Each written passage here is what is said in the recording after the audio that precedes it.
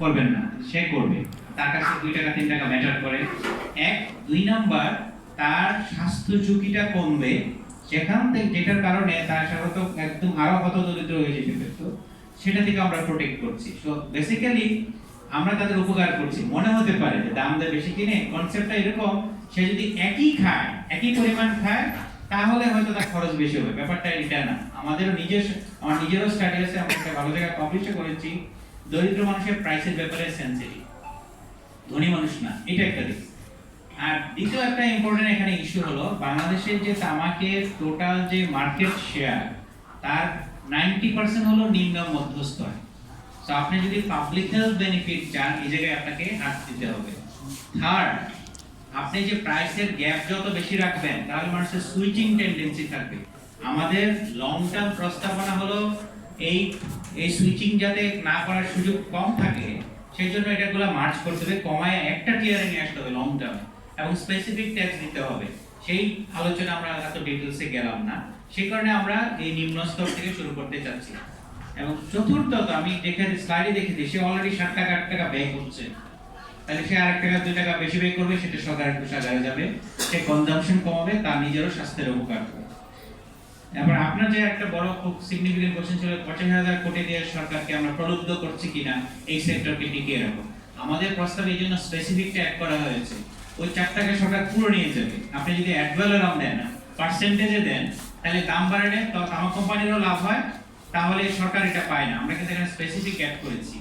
এবং you are very right on that, আমাদের proposal 2026-27 জন্য, কিন্তু লং টার্মে আমি যদি বলি বাংলাদেশকে তামাক মুক্ত করতে চাই, এই 85,000 কোটি টাকা থাকবে না, এবং তাই হয়েছে অনেক দেশে। কিন্তু আস্তে আস্তে আবার লং টার্মে রেভিনিউ কমে যাবে। সেক্ষেত্রে একটা লং টার্ম প্ল্যানও রাখবে যে আমাদের ওই ফাইন্যান্সিংটা কিভাবে হবে, তো সেটা সেই প্রস্তাবও দেওয়া যাবে। বাট আমরা এখানে স্পেসিফিক্যালি আগামী বছর কি করতে হবে সেটা করার প্রস্তাব করেছি। Hopefully I cover. আর কয়েকটা দেশে নাইনটা আমরা অন্য কারা, সেখানে আমাদের যে ধনী দেশও আছে, গরিব দেশে, সব আমাদের মতো না। তবে তাদের মধ্যে সবারই কমন, তাদের দেশে সাধারণত সিগারেটের দাম কম। That is very common factor. আর টিমোর লেস্টে যেটা বললেন, Timor Leste is very small new country, deep country, তো তাদের সাথে আসলে আমাদের ঠিক ওইভাবে ইকোনমিক সিমিলারিটিস নেই। আমাদের সাথে থাইল্যান্ড, শ্রীলঙ্কা, এগুলোর সাথে কম্পারেবল। আমাদের কম্পারেবল যতগুলো কান্ট্রি আছে, আমাদের দাম হচ্ছে লোয়েস্ট। আর কারো কোনো উনি একটা কথা বলেছেন যে এখানে যখন এই স্লাইডটা পাবলিশ করা হচ্ছিল, আমি দেখবো, আমি কালকে আছি, তো উনি যখন এই স্লাইডটা প্রকাশ করছিল, এই স্লাইডটা যে নিত্য পণ্যের তুলনায় সিগারেটের আরো সস্তা হয়ে পড়েছে, তো উনি একটা কথা বলেছিলেন যে তিনি বলেছিলেন যে আসলে এই সিগারেট কোম্পানিগুলোই আসলে চাচ্ছে না যে সিগারেটের দাম বাড়ানো হোক। তো আসলে এখানে সরকার এর জন্যই পারছে না। তো আসলে এখানে সিগারেট কোম্পানিগুলো কি আসলে সরকারকে কোনো ধরনের কোনো এক্সট্রা অর্থ পে করে কিনা, এই বিষয়ে আপনাদের কোনো মতামত আছে কিনা?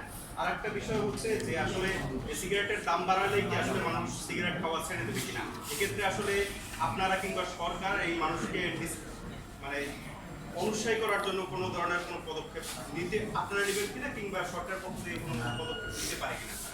Very good question. I think definitely প্রথম কোশ্চেনের অ্যান্সার আসলে আমার জানলেও দেওয়া যাবে না, আর আমি জানিও না।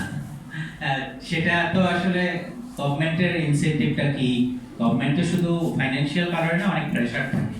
কারণ টোবাকো কোম্পানিগুলোর তো রিচ খুব হাই, তারা মাল্টিন্যাশনাল কোম্পানি। ইভেন এই টোবাকো কোম্পানির পক্ষে অ্যাম্বাসেডরদেরকেও দেখা গেছে লবিং করতে। সো ইউ আন্ডারস্ট্যান্ড দ্যাট তাদের পলিটিক্যাল ইকোনমি এখানে একটা বিষয় আছে, তাদের যে রিচ এবং তাদের যে লজিক। এবং সরকার যে কারণে একটু আরেকটা কনসার্ন থাকে তাদের কাছ থেকে, তারা মনে করে এটা দেয় কিন্তু আসলে জনগণ। এই যে ট্যাক্সটা, ভ্যাট, ট্যাক্স, এটা জনগণ দেয়, কিন্তু টাকাটা কালেক্ট করে সরকার টোবাকো কোম্পানি থেকে। তো তখন মনে করে তামাক কোম্পানি আমাকে অনেক টাকা দিচ্ছে, 40,000 কোটি টাকা বছরে, টোটাল রেভিনিউর প্রায় 10%, 10-11%। সো এক ধরনের রিলায়েন্স অথবা বলতে পারেন এক ধরনের কানেকশনস তৈরি হয়, যেহেতু তাদের সাথে নেগোশিয়েট করতে হয়। তো সবকিছু মিলে একটা প্লে আউট। এটা একদম আপনি যেটা বলছেন, এটা আপনাদের কাজ, সাংবাদিকরা এটা উদ্ধার করতে পারেন কেন হচ্ছে না। কারণ অন্যান্য প্রোডাক্টের ক্ষেত্রে যারা প্রডিউসার, ওরা দাম বাড়াতে চায়, এই জায়গায় ওদের এত আগ্রহ নেই। এটাও কিন্তু ইন্টারেস্টিং। কেন জানেন? কারণ দাম বাড়ালে মানুষ, বাচ্চারা শুরু করবে না, এটা হলো বড় কারণ। যদি দাম বাড়ায় একটা শলাকার দাম যদি 50 টাকা হয়, একটা বাচ্চা কিন্তু টিফিনের টাকা বাঁচায় এটা খাইতে পারবে না, তখন আর শুরুই করবে না। সে যদি শুরু না করে সে কিন্তু চেইন স্মোকার হবে না। কারণ বাংলাদেশে না, পৃথিবীর সব জায়গায় মানুষ তামাক শুরু করে অ্যাডোলেসেন্ট এজে, প্রাপ্তবয়স্কে গিয়ে কেউ তামাক শুরু করে না। And that is why they don't want a huge increase in price in the low segment. এবং সবাই জীবনে যারা বিড়ি খান, সিগারেট খান, একটু মনে করে দেখেন জীবনে প্রথম সস্তা সিগারেট দিয়ে শুরু করছিলেন, দেখি দেবে কেমন, and that is how people start with. So this is why we get fail out. আরেকটা আপনার সেকেন্ড কোশ্চেন কি ছিল? একসাথে ছিল এই তাবাক কোম্পানিকে টাকা দেয় কিনা। দ্বিতীয়টা হচ্ছে মানুষ কিভাবে অনুৎসাহিত করে, যেমন এইটা হচ্ছে এই তামাক ছাড়া এটা হচ্ছে এমপাওয়ার টুল বলে একটা, হ্যাঁ, যে WHO যে একটা টুল আছে, এম এসে মনিটরিং, ও দিয়ে হচ্ছে অফার, তাকে সিসেশনে সহায়তা করা, এরকম 5টা কম্পোনেন্ট আছে। লাস্টে হচ্ছে আর যে রেইস ট্যাক্স, এইটা হলো একটা টুল। আমরা কিন্তু বলছি যে সব আরো অনেক টুল আছে, কিন্তু টোবাকো ট্যাক্স অথবা দাম বৃদ্ধি হলো সবচেয়ে সহজ টুল। কেন? আমি যদি কালকে থেকে বাংলাদেশে একটা সিগারেটের দাম, একটা শলাকা 100 টাকার নিচে না হয়, আপনি মনে করেন কি কমবে না কনজাম্পশন? হবে? যদি 100 টাকা একটা কিনতে 100 টাকা লাগে, কমবে না? একটু হলেও কমবে। তার মানে মানুষের দামে বাড়লেও খাবে, ব্যাপারটা এটা না। বাড়ে 1 টাকা 2 টাকা, আধা পয়সা 1 পয়সা, এই জন্য মানুষ অ্যাডজাস্ট করে নেয়। সিগনিফিকেন্টলি যদি বাড়ানো যেত, মানুষের কনজাম্পশন কমতে হতো। আমাদের মডেল তাই হচ্ছে, আমরা 60 টাকা থেকে যদি 100 টাকা করি, কনজাম্পশন কিন্তু কমবে, লো সেগমেন্টে কমবে, প্রিমিয়াম সেগমেন্টে খুব একটা কমবে না। আমাদের স্টাডি তাই হয়। ঠিক আছে? ওকে। জি, আমার নাম ইলিয়াস, আমি যুগান্তরে আছি। জি।